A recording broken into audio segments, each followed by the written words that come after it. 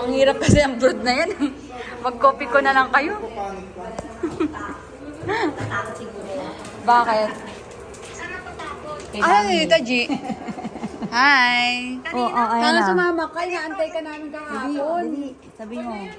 Ano kahapon? Ngayon ako pa uuwi lulubas. Ay, sayang. Pa ba?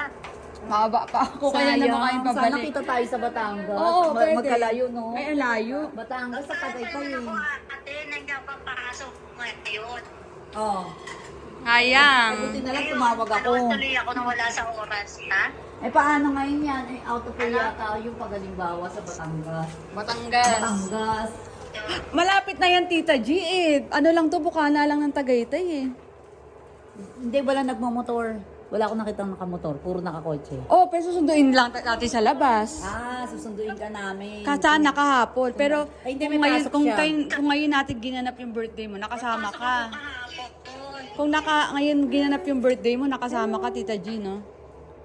Kala ko naman, pinasinaw. Hindi na nga, nagbago ang isip. Sa susunod na lang baka Excited ka naman.